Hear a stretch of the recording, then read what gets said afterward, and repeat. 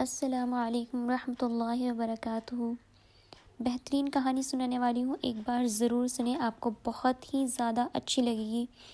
نوجوان لڑکیاں اسے لازمی لازمی لازمی پڑھیں، سمجھے، سوچے اور عمل کریں۔ ایک مرتبہ ایک بزرگ نے ایک محفل میں اپنی بند ہتھیلی کو سب کی طرف کر کے دریافت فرمایا، میرے ہاتھ میں کیا ہے؟ کچھ نے جواب دیا، شاید آپ کے ہاتھ میں ہیرے جواہرات ہیں۔ پھر ایک صاحب سے پوچھا، انہوں نے بھی کچھ سوچنے کے بعد جواب دیا، شاید سونا ہے۔ پھر پوچھنے پر ایک نے جواب دیا کہ آپ کے ہاتھ میں اگر ہیرے جواہرات نہیں اور سونا بھی نہیں تو یقیناً چاندی یا کوئی قیمتی چیز ہوگی۔ تب ان بزرگ نے اپنے ہاتھ کو کھولا تو ان کے ہاتھ پر چند کنکریاں تھیں، سب حیران رہ گئے۔